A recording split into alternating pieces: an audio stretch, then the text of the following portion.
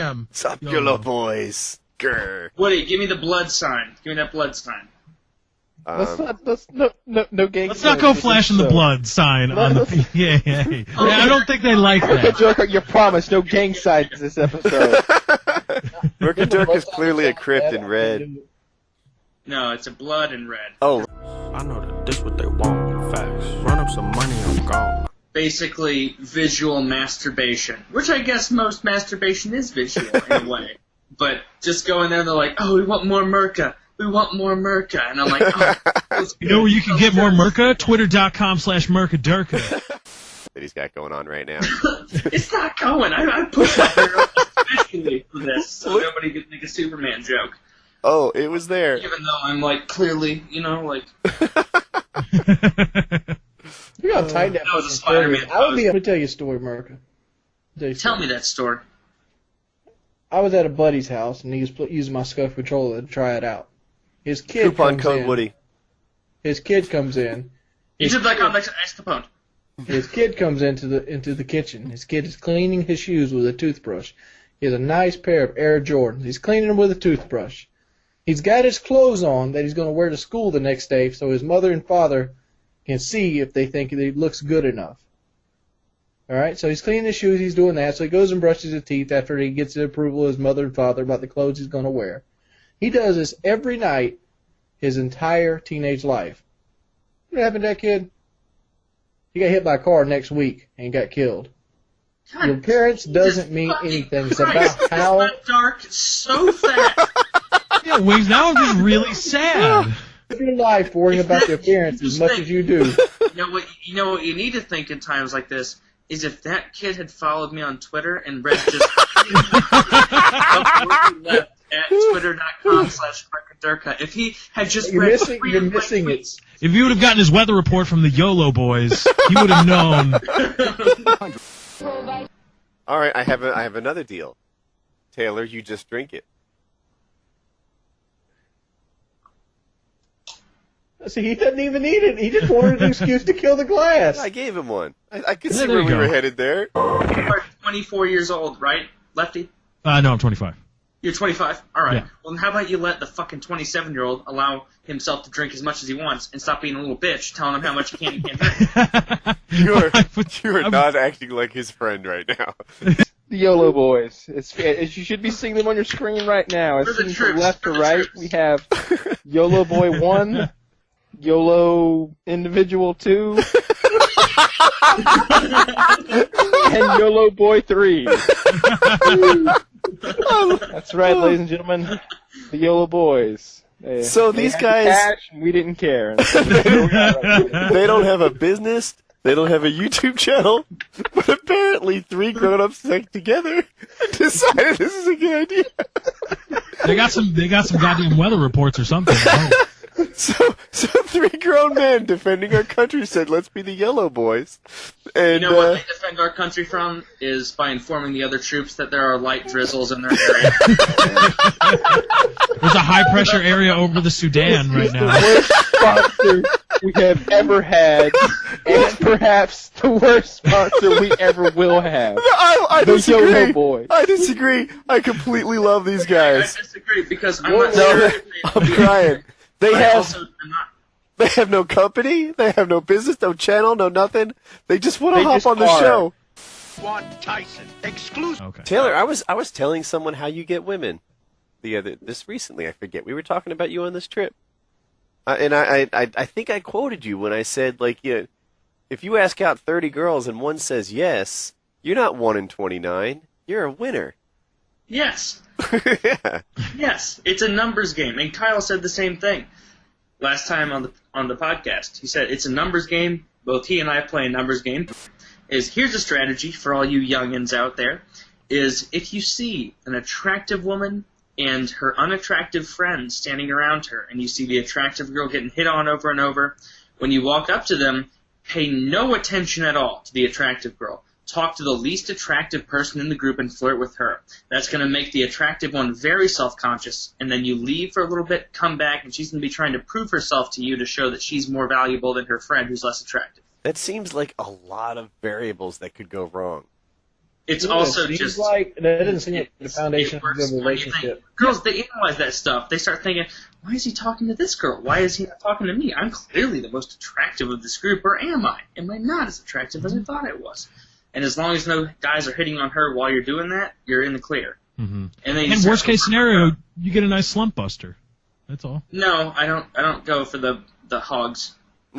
And Kyle, next time we meet up together, you can fight me over it. Maybe you'll win this time. Always a dream. But, this is a good dog. He's very friendly.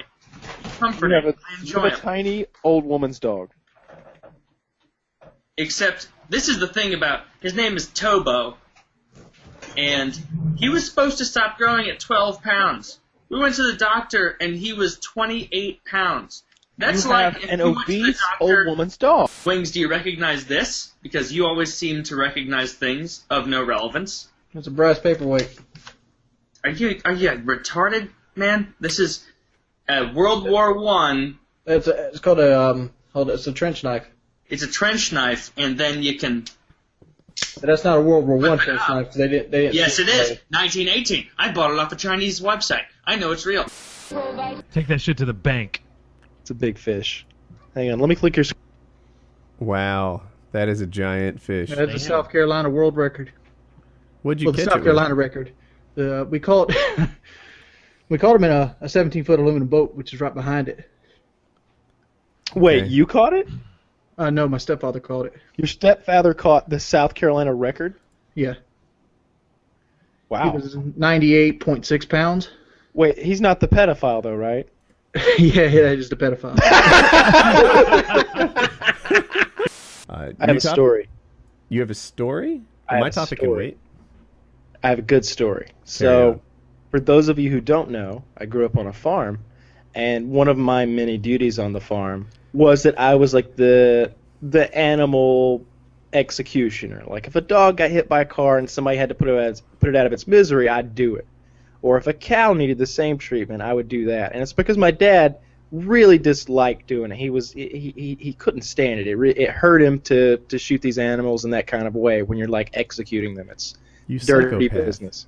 So recently, he had a cow that had prolapsed, and that's when like their whole back end is like spilling out of their butt, and it's really gross. It's a terrible thing, and you know he needed to put the cow down, and he'd waited like 2 days, and he was feeling terrible about it, and he looked out the window and he sees the cow out in the field, and it's like 250 yards away, and he's like, you know what? I'm just going to shoot her from here.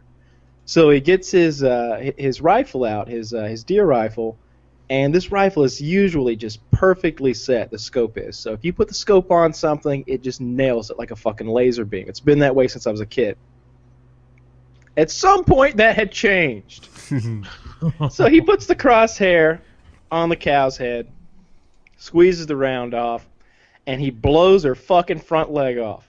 Oh no! Oh no! So she's hopping around now, and he's like, "Oh shit! I made a bad shot. How could I have possibly done that?" Because he's a really good shot. He reloads and shoots again, and he fucking shoots her like in the shoulder, like on her. I know he shot her in the ass. That's what it was. He shot her in the ass. He's like, and then she turned around again, and I realized what my gun was doing, so I started trying to compensate, and all I could see was her ass. So I shot her in the ass. And then he had to shoot the cow 7 fucking times. So this act of mercy he tried to lay down would just turn into an awful, awful massacre. Oh. That cow probably thought, what the fuck did I do wrong? Yeah, what have I done wrong? Like, that cow was Hitler in a past life. What a terrible day. It's already had that prolapse and its asshole's hanging out, basically inside out. And then it gets shot to death, like, very inaccurately. From long range. Next time he'll call the assassin. Next time he'll bring me in, right? I fucking take care of that shit. Like No pain. Dude, you fucking smothered a kitten. Oh, no, I gotta hear the story now. I gotta hear the story of when. Tell your side of the kitten story. The kitten can't tell his. I've told the kitten story before, but I'm gonna tell it again. Fast forward, I hope. Fast forward. I was 7 years old, and I was playing with a kitty cat, and it was a new kitten. We had tomcats, big orange tomcats. that run our property, and one of them had kittens in the bed of a truck, and they were all kind of wandering out from their home, and they just eyes would open and stuff. So I was playing with them when I was 7, and I was playing a game of peekaboo with him. Like I had a 5-gallon bucket, and I'd throw it up in there and I'd go pick it up, peekaboo, peekaboo, peekaboo, and what happened is I got called in for dinner, and I forgot to take the cat out from under the bucket. And then I come back the next day, and I kick the bucket over, and there's a dead kitty cat. I think it baked in the sun. Oh, so this was a summer thing? Dehydrated. Yeah. Yeah, I think that food and water is what got it. And it's also very small. Yep. Damn, Wings.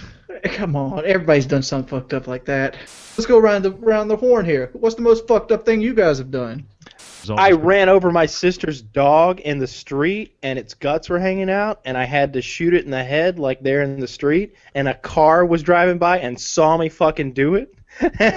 That was pretty bad. So you had to kill the guy in the car, right? I mean, No. So then, I had to shoot the poor dog because like it was crushed and its whole back end was crushed, and it wasn't really my fault because that motherfucker ran up under my tire, but I still felt responsible. That was terrible. But I didn't leave a cat under a bucket, man. That's just negligence. Come on, let's keep going. This is good shit. What's up, Lefty? What did I had a mini bike. I had a mini bike that my dad had when he was a kid in the 60s and 70s and stuff, and he restored it when I was a kid. So I was driving it around the neighborhood where we lived when I was younger, and there was a crow in the street that was, for some reason, it couldn't fly anymore. And it was just making god-awful noises. It was like, wah, wah. And I decided I'm going to do the honorable thing, and run this crow. It was a mini bike, and it had a 2-stroke engine on it. And so I started going, and I'm like, I'm gonna just run it over, and it wasn't big. I'm gonna run it over. Well, apparently about halfway through, like as I was approaching it, I was like, I shouldn't do this. And I started to put the brakes on. Well, I didn't slow down fast enough. And so, like, the front tire kind of rolled up all the way it went perfectly up the crow's back. And it was just sitting there. And it didn't like that. It must have felt its pain receptors are probably still working. So, yeah, it made an awful, awful, awful noise. And I just kind of went away after that. Oh, I've got one similar to that. I cannot even hang with you guys in these. Have you ever seen stories. a frog gig? Yeah, I've been making one. So a frog gig is like a long, skinny pole, and on the end it has like a trident, like 3 points, and those points have barbs on them. They're made for stabbing frogs and small fish and stuff. And so anyway, for some reason I bought one. I was like 14 or 15. And I was down by a creek hoping I could find a frog or a fish and put this thing to use. And I found a turtle. And I don't know why I did it, but I stabbed the turtle. And then I immediately felt bad about it, so I wanted to put the turtle out of its misery. But there's no quick, clean way to put a turtle out of its misery when you've just got a trident. So I was just stabbing it just over and over as fast as I could and just crying, just like, please die. It was horrible. Horrible.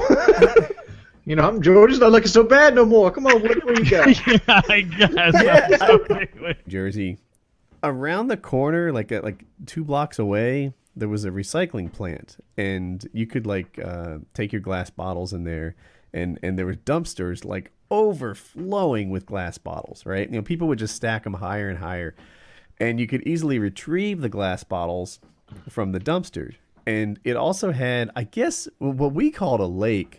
Was like a man-made retention pond type thing, and it was filled with like goldfish or sunfish or something like that.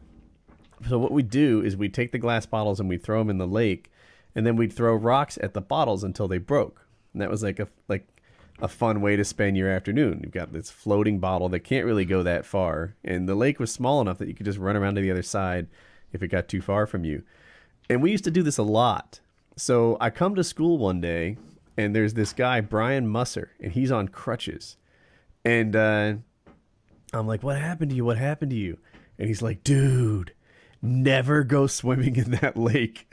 He's like, the bottom is covered with broken glass. Oh wow. And I was like, I didn't even own up to it. I was like, oh my God, that was totally like me and my friends that did that to him. Shit. Yeah, that's terrible. Yeah, so he wasn't like broken bones or anything, but his feet were so cut up that he like, couldn't wear shoes on one of his feet or something like that. Oh my God. And that's what happened to him. You fucked that kid up. Not intentionally. This has been a messed up episode so far. Yeah, a lot of darkness. A lot of dark. You know when there's stuff. going to be some darkness? Next Maybe week, I think there might be some more. Oh yeah, there's going to be some darkness next week. It's going to be a fucking... Right, his name was Manuel Mimi, or Meme, I'm not sure. Yerb? Oh, I know this guy, the guy from Mexico City. You do know, yeah, You he's from personally know Mexico, him? yeah. Manuel. Hang out with him? Every once in a while. You know, he couldn't do much. Yeah. Terrible at laser tag. Had to put 5 vests on him, so he played for 3 teams. Oh God! Oh God!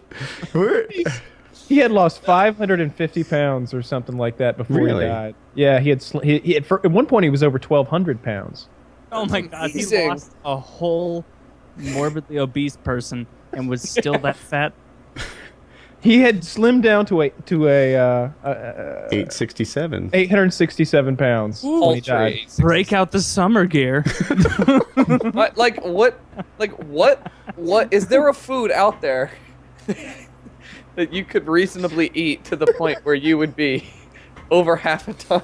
I'm scared soda. because this is all coming to me. Article I saw online where they tried to cremate a morbidly obese woman. Maybe you were even the one who told me about this, where her fat was so much that it ignited as a source of fuel. Thousands, hundreds of thousands of Whoppers and chicken nuggets congealed into energy over the years, lit a flame at once. And it burned the mortuary or whatever you call it down. Burned it down because she was so goddamn fat. It couldn't, With the brightness of 1,000 suns. Exactly. Like, people were shielding their eyes. It was like a fucking potassium fire. Group, Asian even if it's a little dudes. outrage. Asian still dudes has- get so much of a pass. They're beating us like economically. The Asians. They're beating us on the Asian guys. They're beating us on SAT scores. They probably deserve it. They're kicking our ass everywhere, and I just feel like Penis size okay, almost everywhere. and driving abilities. Or even better, some subsequent purging. Oh, Right. not the sterilization talk again, Taylor. Why do you always go back to this? Chemically sterilized. Chemically. That's your answer to everything. I thought our texts were private. Don't air this laundry here. Yeah. Mike check. I went to a black barber, right? And in my head, this was the pinnacle of men's haircutting talent, right? Like, and Why did you think this? I bet you Why left thinking you look good. Yeah, why did you Did you think leave? Did you leave thinking you look good? no, Because he talked it up? I left. No? I was mad. He shaved my hairline. Like that. I have a. I see that. There's not he very much. straightened you up like he would a black man. Yeah, like a black guy. At first, it wasn't making any sense to me, and I'm like, why is he shaving my? Because that's not a thing that white people do. You comb it, right? To me, Yeah, and he's we've shaving all this, got it. and the Like, top of figure it. Like I was like, keep the top long enough to comb. Why say that to a black barber? That's not like a thing that he's comfortable with. Like You mean pick it out? Like What's wrong, white boy? Can't handle a real man's haircut, huh? Can you, boy? No, I can't handle your fucking broken down ghetto tools. Get a fucking you're a professional barber. I didn't feel like this was racist at all until we got to the ghetto. Until he tools. threw out ghetto. Not until we got to ghetto tools. I know They're where I all went. friendly. Like they're just they're cruel. Yeah. I read the comments. Like you guys who are watching this video right now on YouTube, you're all scumbags, all of you. Like No, and sometimes they hit so close to home that it hurts. Like when you post a video, and if someone's like, "Oh, you faggot asshole," it's like, all right, whatever. But if someone's like, "Hey, you got weird cheeks," it's like, oh, maybe I do.